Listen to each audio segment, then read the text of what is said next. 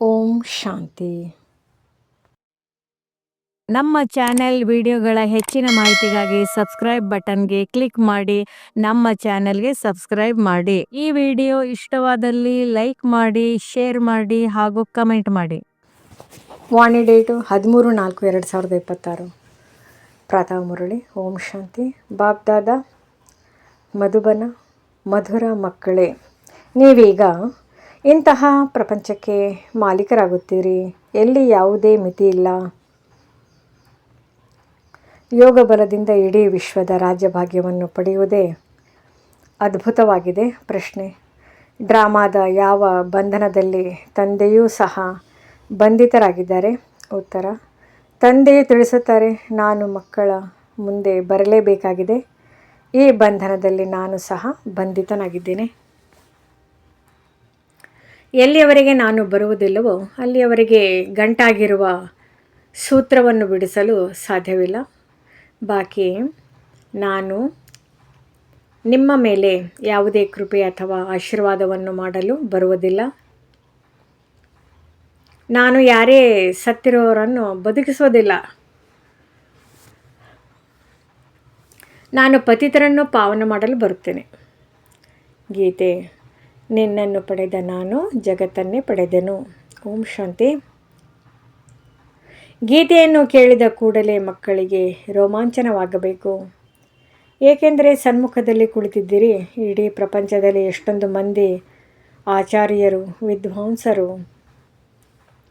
ವಿದ್ವಾನರು, ಪಂಡಿತರಿದ್ದಾರೆ. ಆದರೆ ಮನುಷ್ಯರಿಗೆ 5,000 ವರ್ಷಗಳಿಗೊಮ್ಮೆ ಭಗವಂತ ಬರುತ್ತಾರೆಂದು ಗೊತ್ತಿಲ್ಲ. ಆದರೆ ನೀವು ಮಕ್ಕಳು ತಿಳಿದುಕೊಂಡಿದ್ದೀರಿ. ನಾವು ಹೇಗಿದ್ದೇವೋ ಹಾಗೆ ನಿಮ್ಮವರೂ ಇದ್ದಾರೆ ಎಂದು ಹೇಳುತ್ತಾರೆ. ನೀವು ಹೇಗಿದ್ದೀರೋ ಹಾಗೆ ನಾನು ಇದ್ದೇನೆಂದು ತಂದೆಯು ಹೇಳುತ್ತಾರೆ. ನೀವು ತಿಳಿದುಕೊಂಡಿದ್ದೀರಿ, ಎಲ್ಲ ಆತ್ಮರುಗಳ ತಂದೆಯು ಅವರಾಗಿದ್ದಾರೆ ಎಂದು ಎಲ್ಲರೂ ಕೂಗುತ್ತಾರೆ. ಅಂದಾಗ ನೋಡಿ, ರಾವಣನ ನೆರಳು ಎಷ್ಟು ದೊಡ್ಡದಾಗಿದೆ ಎಂದು ತಂದೆಯು ತಿಳಿಸುತ್ತಾರೆ. ಯಾರನ್ನು ನಾವು ಪರಮಪಿತ ಪರಮಾತ್ಮ ಎಂದು ಹೇಳುತ್ತೇವೆಯೋ ಅವರ ಬಗ್ಗೆ ಯಾರಿಗೂ ತಿಳಿದಿಲ್ಲ. ನಂತರ ತಂದೆ ಎಂದು ಹೇಳುವುದರಿಂದ ಏಕೆ ಖುಷಿಯಾಗುವುದಿಲ್ಲ? ಇದನ್ನು ಮರೆತು ಹೋಗಿದ್ದಾರೆ. ಆ ತಂದೆಯೇ ನಮಗೆ ಆಸ್ತಿಯನ್ನು ಕೊಡುತ್ತಾರೆ. ಇಷ್ಟು ಸಹಜವಾದ ಮಾತನ್ನು ಯಾರು ತಿಳಿದುಕೊಂಡಿಲ್ಲವೆಂದು ಸ್ವಯಂ ತಂದೆಯೇ ತಿಳಿಸಿಕೊಡುತ್ತಾರೆ. ಓ ಖುದಾ, ಹೇ ರಾಮ ಎಂದು ಕರೆಯುತ್ತಾ ಕರೆಯುತ್ತಾ ಪ್ರಾಣ ಬಿಡುತ್ತಾರೆ. ಯಾರನ್ನು ಇಡೀ ಪ್ರಪಂಚವು ಕರೆಯುತ್ತದೆಯೋ ಆ ತಂದೆಯು ನಮಗೆ ತಿಳಿಸುತ್ತಾರೆ, ಈಗ ನಿಮ್ಮ ಬುದ್ಧಿಯು ಅಲ್ಲಿಗೆ ಹೊರಟು ಹೋಗಲಿ. ಕಲ್ಪದ ಹಿಂದಿನ ತರಹ ತಂದೆಯು ಈಗ ಬಂದಿದ್ದಾರೆ. ತಂದೆಯು ಬಂದು ಕಲ್ಪಕಲ್ಪವು ಪತಿತರಿಂದ ಪಾವನ ಮಾಡಿ ದುರ್ಗತಿಯಿಂದ ಸದ್ಗತಿಯಲ್ಲಿ ಕರೆದುಕೊಂಡು ಹೋಗುತ್ತಾರೆ.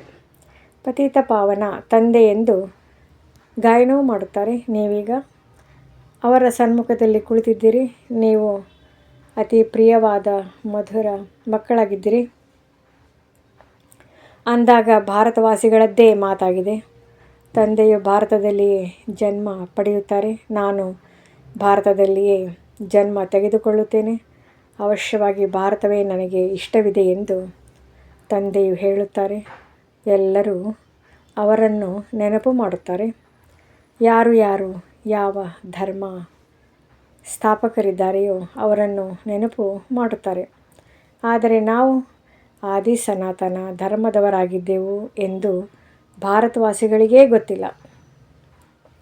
ಭಾರತವು ಪ್ರಾಚೀನ ದೇಶವಾಗಿದೆ ಅಂದಾಗ ಕೇವಲ ಭಾರತ ಒಂದೇ ಆಗಿತ್ತು ಎಂದು ಅನೇಕಾನೇಕ ಮಾತುಗಳನ್ನು ಹೇಳುತ್ತಿರುತ್ತಾರೆ. ಕೆಲವರು ಇನ್ನೇನನ್ನೋ ಹೇಳುತ್ತಿರುತ್ತಾರೆ.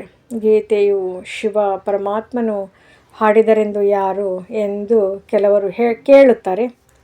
ಕೃಷ್ಣನೇ ಪರಮಾತ್ಮನಾಗಿದ್ದನು, ಅವನೇ ಹಾಡಿದನೆಂದು ಹೇಳುತ್ತಾರೆ. ಪರಮಾತ್ಮ ಸರ್ವ್ಯಾಪಿಯಾಗಿದ್ದಾನೆ, ಇದೆಲ್ಲ ಆಟವು ಅವನದೇ ಆಗಿದೆ ಎಂದು ಹೇಳುತ್ತಾರೆ. ಇವೆಲ್ಲ ರೂಪಗಳು ಭಗವಂತನದೇ ಆಗಿದೆ. ಭಗವಂತನೇ ಅನೇಕ ರೂಪಗಳನ್ನು ಧರಿಸಿ ಲೀಲೆಯನ್ನು ತೋರಿಸುತ್ತಾರೆ. ಭಗವಂತನು ಏನು ಮಾಡಲು ಸಾಧ್ಯವಿದೆ ಎಂದು ಹೇಳುತ್ತಾರೆ. ಮಾಯೆಯು ಎಷ್ಟು ಪ್ರಬಲವಾಗಿದೆ ಎಂದು ನೀವು ಮಕ್ಕಳು ತಿಳಿದುಕೊಂಡಿದ್ದೀರಿ. ಬಾಬಾ, ನಾವು ನರನಿಂದ ನಾರಾಯಣನಾಗುವ ಆಸ್ತಿಯನ್ನು ಪಡೆದೇ ಪಡೆಯುತ್ತೇವೆ ಎಂದು ಇಂದು ಹೇಳಿ ನಾಳೆ ನೋಡಿದರೆ ಇಲ್ಲವೇ ಇಲ್ಲ. ನೀವು ತಿಳಿದುಕೊಂಡಿದ್ದೀರಿ. ಎಷ್ಟೊಂದು ಮಂದಿ ಹೊರಟು ಹೋದರು ಮತ್ತು ಬಹಳ ಮಂದಿ ವಿಚ್ಛೇದನವನ್ನು ಕೊಟ್ಟುಬಿಟ್ರು. ಮಮ್ಮಾರವರನ್ನು ಮೋಟಾರ್ನಲ್ಲಿ ಓಡಾಡಿಸುತ್ತಿದ್ದವರು ಇಂದು ಇಲ್ಲವೇ ಇಲ್ಲ. ಇಷ್ಟು ಒಳ್ಳೊಳ್ಳೆಯವರು ಮಾಯೆಯ ಸಂಘದಲ್ಲಿ ಬಂದು ಈ ರೀತಿ ಬಿದ್ದು ಬಿಡುತ್ತಾರೆ. ಒಂದೇ ಸಾರಿ ಕೆಳಗೆ ಹೋಗಿ ಬಿಡುತ್ತಾರೆ. ಯಾರು ಕಲ್ಪದ ಹಿಂದೆ ತಿಳಿದುಕೊಂಡಿದ್ದರೋ ಅವರೇ ಈಗಲೂ ತಿಳಿದುಕೊಳ್ಳುತ್ತಾರೆ. ಇತ್ತೀಚಿಗಿನ ಪ್ರಪಂಚದವರು ಏನಾಗುತ್ತಿದೆ ಮತ್ತು ನೀವು ಏನಾಗುತ್ತಿದ್ದೀರಿ. ಗೀತೆಯನ್ನು ಕೇಳಿದಿರಲ್ಲವೇ? ಅಂದಾಗ ನಾವು ವಿಶ್ವದ ಮಾಲೀಕರಾಗುವ ಆಸ್ತಿಯನ್ನು ತೆಗೆದುಕೊಳ್ಳುತ್ತೇವೆ ಎಂದು ಹೇಳುತ್ತಾರೆ. ಅಲ್ಲಿ ಯಾವುದೇ ಅಲ್ಪಕಾರದ ಮಾತಿಲ್ಲ. ಇಲ್ಲಂತೂ ಕೇವಲ ಇತಿಮಿತಿಗಳ ಮಾತೇ ಆಗಿದೆ. ಎಲ್ಲದರಲ್ಲಿ ಮಿತಿ ಇದೆ. ನಮ್ಮ ಆಕಾಶದ ಮೇಲೆ ನಿಮ್ಮ ವಿಮಾನವು ಬಂದರೆ ಶೂಟ್ ಮಾಡುತ್ತೇವೆಂದು ಹೇಳಿಬಿಡುತ್ತಾರೆ. ಆದರೆ ಅಲ್ಲಂತೂ ಯಾವುದೇ ಪರಿಮಿತಿ ಇಲ್ಲ. ಗೀತೆಯನ್ನಂತೂ ಹೇಳುತ್ತಾರೆ, ಆದರೆ ಅದರ ಅರ್ಥವಂತೂ ಏನೂ ಗೊತ್ತಿಲ್ಲ. ಪುನಃ ನಮ್ಮನ್ನು ವಿಶ್ವದ ಮಾಲೀಕರನ್ನಾಗಿ ಅವಶ್ಯವಾಗಿ ಮಾಡುತ್ತಿದ್ದಾರೆಂದು ನೀವು ತಿಳಿದುಕೊಂಡಿದ್ದೀರಿ. 84 ಜನ್ಮಗಳ ಚಕ್ರವನ್ನು ಅನೇಕ ಬಾರಿ ಸುತ್ತಿದ್ದೀರಿ. ಸ್ವಲ್ಪ ಸಮಯವು ದುಃಖವನ್ನು ಅನುಭವಿಸಿದ್ದೇವೆ. ಸುಖವಂತೂ ಬಹಳ ಇದೆ. ಆದರೆ ತಂದೆಯು ತಿಳಿಸುತ್ತಾರೆ, ನೀವು ಮಕ್ಕಳಿಗೆ ಬಹಳ ಸುಖ ಕೊಡುತ್ತೇನೆ. ಈಗ ಮಾಯೆಯಿಂದ ಸೋಲಬಾರದು. ನೀವು ತಂದೆಯ ಮಕ್ಕಳಾಗಿದ್ದೀರಿ. ಎಲ್ಲರೂ ಒಂದೇ ರೀತಿ ಒಳ್ಳೆಯ ಮಕ್ಕಳಾಗಲು ಸಾಧ್ಯವಿಲ್ಲ. ಕೆಲವರಿಗೆ 5-7 ಮಕ್ಕಳಿದ್ದರೆ ಅವರಲ್ಲಿ 1-2 ಕೆಟ್ಟ ಮಕ್ಕಳು ತಲೆಯನ್ನೇ ಕೆಡಿಸಿಬಿಡುತ್ತಾರೆ. ಲಕ್ಷ ಕೋಟಿಗಟ್ಟಲೆ ಹಣವನ್ನು ವ್ಯರ್ಥ ಮಾಡಿ ಬಿಡುತ್ತಾರೆ. ತಂದೆಯು ಧರ್ಮಾತ್ಮರಾಗಿರುತ್ತಾರೆ. ಮಕ್ಕಳು ಪ್ರಯೋಜನ ಬರದವರಾಗಿರುತ್ತಾರೆ. ಇಂತಹ ಉದಾಹರಣೆಗಳನ್ನು ತಂದೆಯು ಬಹಳಷ್ಟು ನೋಡಿದ್ದಾರೆ. ಇಡೀ ಪ್ರಪಂಚದವರು ಬೇಹದ್ದಿನ ತಂದೆಯ ಮಕ್ಕಳಾಗಿದ್ದಾರೆಂದು ನೀವು ಮಕ್ಕಳು ತಿಳಿದುಕೊಂಡಿದ್ದೀರಿ. ಭಾರತವು ನನ್ನ ಜನ್ಮ ಸ್ಥಾನವಾಗಿದೆ ಎಂದು ತಂದೆಯು ಹೇಳುತ್ತಾರೆ. ಪ್ರತಿಯೊಬ್ಬರಿಗೂ ಅವರ ಮಾತೃ ಭೂಮಿಯ ಬಗ್ಗೆ ಕಾಳಜಿ ಇರುತ್ತದೆ. ಬೇರೆ ಎಲ್ಲಾದರೂ ಶರೀರ ಬಿಟ್ಟರೆ ಅವರನ್ನು ಅವರ ಮಾತೃಭೂಮಿಗೆ ಕರೆದುಕೊಂಡು ಹೋಗುತ್ತಾರೆ. ತಂದೆಯೂ ಸಹ ಭಾರತದಲ್ಲಿಯೇ ಬರುತ್ತಾರೆ. ನೀವು ಭಾರತವಾಸಿಗಳಿಗೆ ಪುನಃ ಬೇಹದ್ದಿನ ಆಸ್ತಿಯನ್ನು ಕೊಡುತ್ತಾರೆ. ನೀವು ಮಕ್ಕಳು ಪುನಃ ನಾವು ದೇವತೆಗಳು ಅರ್ಥಾತ್ ವಿಶ್ವದ ಮಾಲೀಕರಾಗುತ್ತಿದ್ದೇವೆ ಎಂದು ಹೇಳುತ್ತೀರಿ. ನಾವೇ ಮಾಲೀಕರಾಗಿದ್ದೆವು. ಈಗ ನಮ್ಮ ಗತಿ ಏನಾಗಿ ಬಿಟ್ಟಿದೆ? ಎಲ್ಲಿದ್ದವರು ಎಲ್ಲಿಗೆ ಬಂದಿದ್ದೇವೆ? 84 ಜನ್ಮಗಳನ್ನು ಅನುಭವಿಸಿ ಈ ಗತಿಯಲ್ಲಿ ಬಂದು ಬಿಟ್ಟಿದೆ. ಡ್ರಾಮಾವನ್ನು ತಿಳಿದುಕೊಳ್ಳಬೇಕಾಗಿದೆ. ಇದಕ್ಕೆ ಸೋಲು ಗೆಲುವಿನ ಆಟವೆಂದು ಹೇಳಲಾಗುತ್ತದೆ. ಇದು ಭಾರತದ್ದೇ ಆಟವಾಗಿದೆ. ಇದರಲ್ಲಿ ನಿಮ್ಮ ಪಾತ್ರವೂ ಇದೆ. ಈ ಡ್ರಾಮಾದಲ್ಲಿ ನೀವು ಬ್ರಾಹ್ಮಣರ ಪಾತ್ರವು ಎಲ್ಲದಕ್ಕಿಂತ ಶ್ರೇಷ್ಠಾತಿ ಶ್ರೇಷ್ಠವಾಗಿದೆ. ನೀವು ಇಡೀ ಪ್ರಪಂಚದ ಮಾಲೀಕರಾಗುತ್ತೀರಿ. ಎಷ್ಟೊಂದು ಸುಖವನ್ನು ಅನುಭವಿಸುತ್ತೀರಿ. ನಿಮ್ಮಷ್ಟು ಸುಖ ಮತ್ಯಾರು ಭೋಗಿಸಲು ಸಾಧ್ಯವಿಲ್ಲ. ಹೆಸರೇ ಆಗಿದೆ ಸ್ವರ್ಗ, ಇದಾಗಿದೆ ನರಕ. ಇಲ್ಲಿಯ ಸುಖವು ಕಾಗವಿಷ್ಟ ಸಮಾನವಾಗಿದೆ. ಈಗಿನ ಲಕ್ಷಾಧಿಪತಿ ಮುಂದಿನ ಜನ್ಮದಲ್ಲಿ ಏನಾಗುತ್ತಾನೆ ಎಂದು ತಿಳಿದಿರುತ್ತದೆಯೇ? ಇದು ಪಾಪಾತ್ಮರ ಪ್ರಪಂಚವಾಗಿದೆ. ಸತ್ಯುಗವು ಪುಣ್ಯಾತ್ಮರ ಪ್ರಪಂಚವಾಗಿದೆ. ನೀವು ಪುಣ್ಯಾತ್ಮರಾಗುತ್ತಿದ್ದೀರಿ ಅಂದಮೇಲೆ ಎಂದೂ ಪಾಪವನ್ನು ಮಾಡಬಾರ್ದು. ಸದಾ ತಂದೆಯ ಜೊತೆ ನೇರವಾಗಿ ನಡೆಯಬೇಕು. ದ್ವಾಪರದಿಂದ ಹಿಡಿದು ನನ್ನ ಜೊತೆಯಲ್ಲಿ ಸದಾ ಧರ್ಮ ರಾಜ್ಯವಿರುತ್ತಾನೆಂದು ತಂದೆಯು ತಿಳಿಸುತ್ತಾರೆ.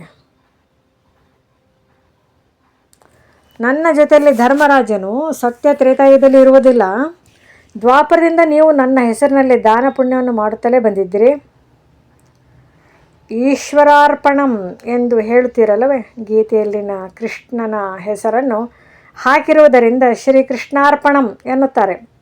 ಅದಕ್ಕೆ ರಿಟರ್ನ್ ಕೊಡುವಂಥವರು ಒಬ್ಬರೇ ತಂದೆಯಾಗಿದ್ದಾರೆ. ಆದ್ದರಿಂದ ಶ್ರೀಕೃಷ್ಣಾರ್ಪಣಂ ಎಂದು ಹೇಳುವುದು ತಪ್ಪಾಗಿದೆ. ಈಶ್ವರಾರ್ಪಣಂ ಎಂದು ಹೇಳುವುದು ಸರಿಯಾಗಿದೆ. ಶ್ರೀ ಗಣೇಶಾರ್ಪಣಂ ಎಂದು ಹೇಳುವುದರಿಂದ ಸ್ವಲ್ಪವೂ ಸಿಗುವುದಿಲ್ಲ. ಆದರೂ ಸಹ ಭಾವನೆಗಾಗಿ ನಾನೇ ಅಲ್ಪ ಸ್ವಲ್ಪವಾದರೂ ಕೊಡುತ್ತಾ ಬಂದಿದ್ದೇನೆ. ನನ್ನನ್ನು ಯಾರೂ ತಿಳಿದುಕೊಂಡಿಲ್ಲ. ನನ್ನನ್ನು ಈಗ ನೀವು ಮಕ್ಕಳು ತಿಳಿದುಕೊಂಡು ಎಲ್ಲವನ್ನು ಶಿವತಂದೆಗೆ ಅರ್ಪಣೆ ಮಾಡುತ್ತಿದ್ದೀರಿ. ನಾವು 21 ಜನ್ಮಗಳ ಆಸ್ತಿಯನ್ನು ಪಡೆಯಲು ಬಂದಿದ್ದೇನೆಂದು ತಂದೆಯು ಅಂದರೆ ಬ್ರಹ್ಮ ಹೇಳುತ್ತಾರೆ. ಈಗಿರುವುದೇ ಇಳಿಯುವ ಕಲೆಯಾಗಿದೆ. ರಾವಣ ರಾಜ್ಯದಲ್ಲಿ ಏನೇ ದಾನ ಪುಣ್ಯ ಮಾಡಿದರೂ ಸಹ ಪಾಪಾತ್ಮರಿಗೆ ಕೊಡುತ್ತಾರೆ. ಇಳಿಯುವ ಕಲೆಯಲ್ಲಿಯೇ ಹೋಗುತ್ತಾರೆ. ಮಾಡಿದ್ದರೂ ಸಹ ಸ್ವಲ್ಪ ಕಾಲಕ್ಕಾಗಿ ಪ್ರಾಪ್ತಿಯಾಗುತ್ತದೆ. ನಿಮಗೆ ಈಗ 21 ಜನ್ಮಗಳಿಗಾಗಿ ಸಿಗುತ್ತದೆ. ಅದಕ್ಕೆ ರಾಮರಾಜ್ಯವೆಂದು ಹೇಳುತ್ತಾರೆ. ಅಲ್ಲಿ ಈಶ್ವರನ ರಾಜ್ಯವೆಂದು ಹೇಳುವುದಿಲ್ಲ. ರಾಜ್ಯವಂತೂ ದೇವಿ ದೇವತೆಗಳದ್ದಾಗಿದೆ. ನಾನು ರಾಜ್ಯ ಮಾಡುವುದಿಲ್ಲವೆಂದು ತಂದೆಯು ತಿಳಿಸುತ್ತಾರೆ. ನಿಮ್ಮ ಆದಿ ಸನಾತನ ದೇವಿ ದೇವತಾ ಧರ್ಮವು ಯಾವುದಿತ್ತೋ ಅದು ಪ್ರಾಯಲೋಪವಾಗಿದೆ. ಈಗ ಮತ್ತೆ ಅದು ಸ್ಥಾಪನೆಯಾಗುತ್ತಿದೆ. ತಂದೆಯಂತೂ ಕಲ್ಯಾಣಕಾರಿಯಂತೂ ಹೌದು. ಅವರಿಗೆ ಸತ್ಯವಾದ ತಂದೆ ಎಂದು ಹೇಳುತ್ತಾರೆ. ನಿಮಗೆ ತಮ್ಮ ಮತ್ತು ರಚನೆಯ ಆದಿ ಮಧ್ಯ ಅಂತ್ಯದ ಸತ್ಯವಾದ ಜ್ಞಾನವನ್ನು ಕೊಡುತ್ತಿದ್ದಾರೆ. ತಂದೆಯು ನಿಮಗೆ ಬೇಹದ್ದಿನ ಇತಿಹಾಸ ಮತ್ತು ಭೂಗೋಳವನ್ನು ತಿಳಿಸುತ್ತಾರೆ. ಎಷ್ಟೊಂದು ಶಕ್ತಿಶಾಲಿ ಸಂಪಾದನೆಯಾಗಿದೆ. ನೀವು ಚಕ್ರವರ್ತಿ ರಾಜರಾಗುತ್ತೀರಿ. ಅವರು ಹಿಂಸೆಯ ಚಕ್ರವನ್ನು ಕೊಟ್ಟು ಬಿಟ್ಟಿದ್ದಾರೆ. ಇದು ಅಸಲಾಗಿ ಜ್ಞಾನದ ಚಕ್ರವಾಗಿದೆ. ಆದರೆ ಜ್ಞಾನವಂತೂ ಪ್ರಾಯಲೋಪವಾಗಿ ಬಿಡುತ್ತದೆ. ನಿಮ್ಮದು ಇದು ಮುಖ್ಯವಾದ ಚಿತ್ರವಾಗಿದೆ. ಒಂದು ಕಡೆ ತ್ರಿಮೂರ್ತಿ, ಇನ್ನೊಂದು ಕಡೆ ಚಕ್ರ ಮತ್ತು ವೃಕ್ಷವಾಗಿದೆ. ಶಾಸ್ತ್ರಗಳಲ್ಲಿ ಕಲ್ಪದ ಆಯುಸ್ಸನ್ನು ಲಕ್ಷಾಂತರ ವರ್ಷಗಳೆಂದು ಬರೆದಿದ್ದಾರೆಂದು ತಂದೆಯು ತಿಳಿಸುತ್ತಾರೆ. ಇಡೀ ಸೂತ್ರವೇ ಗಂಟಾಗಿ ಬಿಟ್ಟಿದೆ. ತಂದೆಯನ್ನು ಬಿಟ್ಟರೆ ಮತ್ಯಾರಿಂದಲೂ ಗಂಟನ್ನು ಬಿಡಿಸಲು ಸಾಧ್ಯವಿಲ್ಲ. ತಂದೆಯು ಸನ್ಮುಖದಲ್ಲಿ ಸ್ವಯಂ ಬಂದಿದ್ದಾರೆ. ಡ್ರಾಮಾನುಸಾರವಾಗಿ ನಾನು ಬರಲೇಬೇಕಾಗುತ್ತದೆ ಎಂದು ತಂದೆಯು ತಿಳಿಸುತ್ತಾರೆ. ನಾನು ಈ ಡ್ರಾಮಾದಲ್ಲಿ ಬಂಧಿತನಾಗಿದ್ದೇನೆ. ನಾನು ಬರದೇ ಇರಲು ಸಾಧ್ಯವೇ ಇಲ್ಲ. ಸತ್ತಿರುವವರನ್ನು ಬದುಕಿಸುತ್ತೇನೆ, ರೋಗದಿಂದ ಬಿಡಿಸುತ್ತೇನೆಂದು ಎಂದಲ್ಲ. ಬಾಬಾ ನಮ್ಮ ಮೇಲೆ ಕೃಪೆ ತೋರಿ ಎಂದು ಬಹಳ ಮಕ್ಕಳು ಕೇಳುತ್ತಿರುತ್ತಾರೆ. ಆದರೆ ಇಲ್ಲಿ ಯಾವುದೇ ಕೃಪೆಯ ಮಾತಿಲ್ಲ. ನೀವು ನನಗೆ ಆಶೀರ್ವಾದ ಕೊಡಿ, ನಮಗೆ ಯಾವುದೇ ನಷ್ಟವಾಗದಿರಲೆಂದು ಕರೆಯಲಿಲ್ಲವಲ್ಲವೇ? ನೀವು ಪತಿತ ಪಾವನ, ದುಃಖಹರ್ತ, ಸುಖರ್ತ ಬನ್ನಿ ಎಂದು ಕರೆದಿರಿ. ಶರೀರದ ದುಃಖಹರ್ತನು ವೈದ್ಯನಾಗುತ್ತಾನೆ. ನಾನು ಇದಕ್ಕಾಗಿಯೇ ಬರುತ್ತೇನೆಯೇ? ಹೊಸ ಪ್ರಪಂಚದ ಮಾಲೀಕರನ್ನಾಗಿ ಮಾಡಿ ಶಾಂತಿ ಕೊಡಿ ಎಂದು ನೀವೇ ಕರೆಯುತ್ತಿದ್ದೀರಿ. ನಮ್ಮನ್ನು ರೋಗದಿಂದ ಮುಕ್ತರನೆ ಮಾಡಿ ಎಂದೇನೂ ಹೇಳುವುದಿಲ್ಲ. ಸದಾಕಾಲಕ್ಕಾಗಿ ಶಾಂತಿ ಅಥವಾ ಮುಕ್ತಿ ಸಿಗುವುದಿಲ್ಲ. ಪಾತ್ರವನ್ನಂತೂ ಅಭಿನಯಿಸಲೇಬೇಕಾಗಿದೆ. ಅಂತ್ಯದಲ್ಲಿ ಬರುವವರಿಗೆ ಎಷ್ಟೊಂದು ಶಾಂತಿ ಸಿಗುತ್ತದೆ. ಇಲ್ಲಿಯವರೆಗೂ ಬರುತ್ತಲೇ ಇದ್ದಾರೆ. ಇಷ್ಟು ಸಮಯದವರೆಗೂ ಅವರು ಶಾಂತಿಧಾಮದಲ್ಲಿ ಇರುತ್ತಾರಲ್ಲವೇ? ಡ್ರಾಮಾನುಸಾರವಾಗಿ ಯಾರ ಪಾತ್ರವಿದೆಯೋ ಅವರು ಬರುತ್ತಲೇ ಇರುತ್ತಾರೆ. ಪಾತ್ರವನ್ನು ಬದಲಾಯಿಸಲು ಸಾಧ್ಯವಿಲ್ಲ. ಶಾಂತಿಧಾಮದಲ್ಲಿ ಬಹಳಷ್ಟು ಆತ್ಮಗಳಿರುತ್ತಾರೆ. ಅವರು ಅಂತ್ಯದಲ್ಲಿ ಬರುತ್ತಾರೆಂದು ತಂದೆಯು ತಿಳಿಸುತ್ತಾರೆ. ಈ ಡ್ರಾಮಾವು ಮಾಡಲ್ಪಟ್ಟಿದೆ. ಅಂತ್ಯದಲ್ಲಿ ಬರುವವರು ಅಂತ್ಯದಲ್ಲಿಯೇ ಬರಬೇಕಾಗಿದೆ. ಈ ವೃಕ್ಷವು ಮಾಡಲ್ಪಟ್ಟಿರುವುದಾಗಿದೆ. ನೀವು ತಿಳಿದುಕೊಳ್ಳುವುದಕ್ಕಾಗಿ ಈ ಚಿತ್ರಗಳನ್ನು ಮಾಡಿದ್ದಾರೆ. ಕಲ್ಪದ ಹಿಂದಿನ ರೀತಿ ಇನ್ನೂ ಅನೇಕ ಚಿತ್ರಗಳು ಬರುತ್ತಲೇ ಇರುತ್ತವೆ. 84 ಜನ್ಮಗಳ ವಿಸ್ತಾರವು ವೃಕ್ಷದ ಚಿತ್ರದಲ್ಲಿದೆ. ಡ್ರಾಮಾದ ಚಕ್ರದಲ್ಲಿಯೂ ಇದೆ. ಈಗ ಮತ್ತೆ ಏಣಿಯ ಚಿತ್ರವೂ ಬಂದಿದೆ. ಇದು ಮನುಷ್ಯರಿಗೆ ಗೊತ್ತಿಲ್ಲ. ಸಂಪೂರ್ಣ ಮಂದ ಬುದ್ಧಿಯವರಾಗಿದ್ದಾರೆ. ಪರಮಪಿತ ಪರಮಾತ್ಮ ಜ್ಞಾನ ಸಾಗರ, ಶಾಂತಿಯ ಸಾಗರ ನಮ್ಮೆಲ್ಲರಿಗೂ ಈ ಶರೀರದ ಅಂದರೆ ಬ್ರಹ್ಮ ಮೂಲಕ ಓದಿಸುತ್ತಿದ್ದಾರೆಂದು ನೀವು ಮಕ್ಕಳ ಬುದ್ಧಿಯಲ್ಲಿದೆ. ಯಾರು ಮೊಟ್ಟ ಮೊದಲು ವಿಶ್ವದ ಮಾಲೀಕರಾಗಿದ್ದರೋ ಅವರ ಶರೀರದಲ್ಲಿ ನಾನು ಬರುತ್ತೇನೆಂದು ತಂದೆಯು ತಿಳಿಸುತ್ತಾರೆ. ಅವಶ್ಯವಾಗಿ ನಾವು ಬ್ರಹ್ಮನ ಮೂಲಕ ಬ್ರಾಹ್ಮಣರಾಗುತ್ತೇವೆಂದು ನೀವು ತಿಳಿದುಕೊಂಡಿದ್ದೀರಿ. ಗೀತೆಯಲ್ಲಿ ಈ ಮಾತುಗಳೇ ಇಲ್ಲ.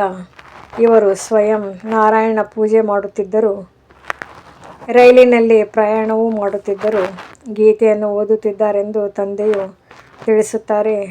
ಇವರು ದೊಡ್ಡ ಧರ್ಮಾತ್ಮರೆಂದು ಮನುಷ್ಯರು ತಿಳಿದುಕೊಂಡಿದ್ದರು.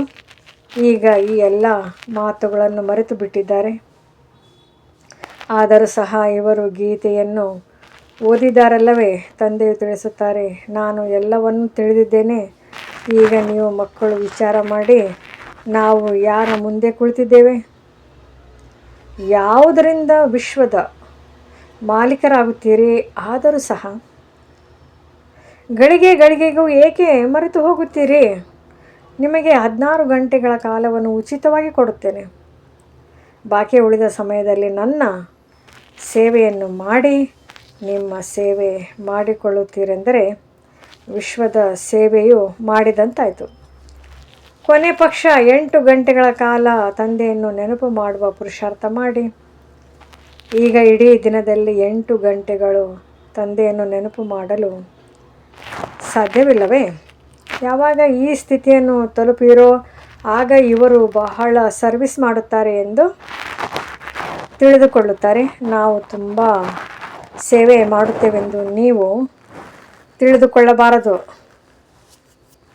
ಭಾಷಣವನ್ನಂತೂ ಬಹಳ ಚೆನ್ನಾಗೇ ಮಾಡುತ್ತಾರೆ, ಆದರೆ ಯೋಗವಂತೂ ಇಲ್ಲ. ಯೋಗದ ಯಾತ್ರೆಯೇ ಮುಖ್ಯವಾಗಿದೆ.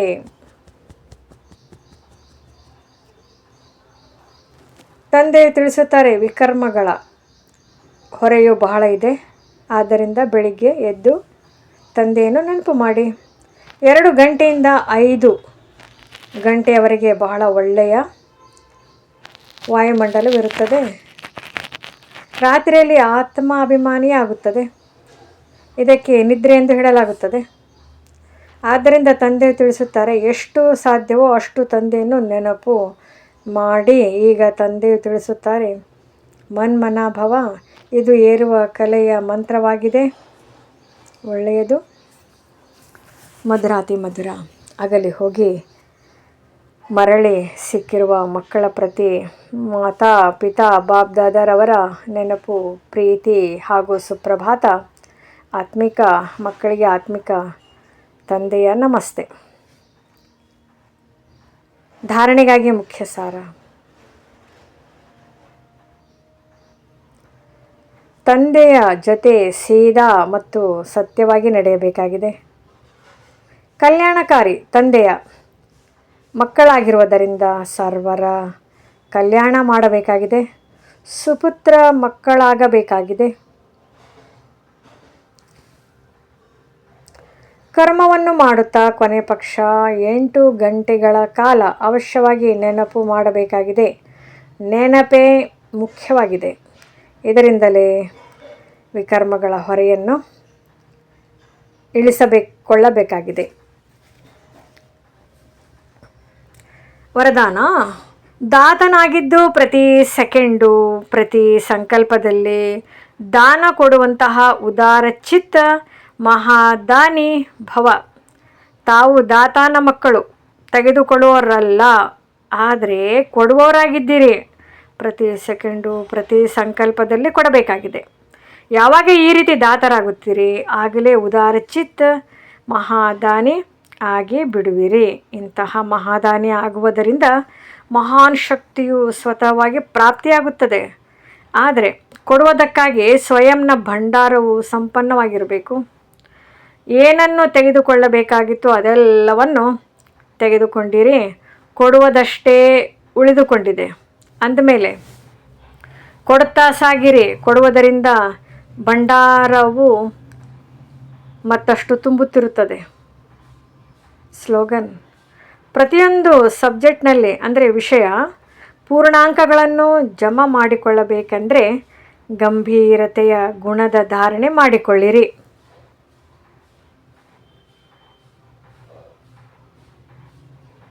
ಅವ್ಯಕ್ತ ಸೂಚನೆ: ಮಹಾನರಾಗಲು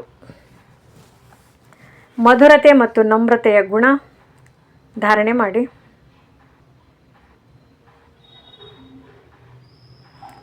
ನಮ್ರಚಿತ್ತ ಆತ್ಮ ಸಹಜವೇ ಸುಖದಾತರಾಗಬಹುದು, ಆದರೆ ಅಭಿಮಾನ ನಮ್ರಚಿತ್ತರಾಗುವುದಕ್ಕೆ ಬಿಡುವುದಿಲ್ಲ. ನಮ್ರಚಿತ್ತರಿಲ್ಲವೆಂದರೆ ಸೇವೆಯಾಗಲು ಸಾಧ್ಯವಿಲ್ಲ. ಸೇವಾಧಾರಿಯ ವಿಶೇಷತೆ ಸದಾ ನಮ್ರಚಿತ್ತ. ಸ್ವಯಂ ಬಾಗುವುದರಿಂದ ಅನ್ಯರನ್ನು ಬಾಗಿಸಬಹುದು. ಎಷ್ಟು ನಮ್ರಚಿತ್ತರಾಗುತ್ತೀರಿ ಅಷ್ಟು ನಿರ್ಮಾಣ ಮಾಡುವಿರಿ. ಎಲ್ಲಿ ನಿರ್ಮಾಣತೆ ಇರುತ್ತದೆ ಅಲ್ಲಿ ಆವೇಶವಿರುವುದಿಲ್ಲ, ಆತ್ಮೀಯತೆ ಇರುವುದು. ಹೇಗೆ ತಂದೆ ಎಷ್ಟು ನಮ್ರಚಿತ್ತರಾಗಿ ಬರುತ್ತಾರೆ, ಅದೇ ರೀತಿ ಫಾಲೋ ಫಾದರ್. ಓಂ ಶಾಂತಿ.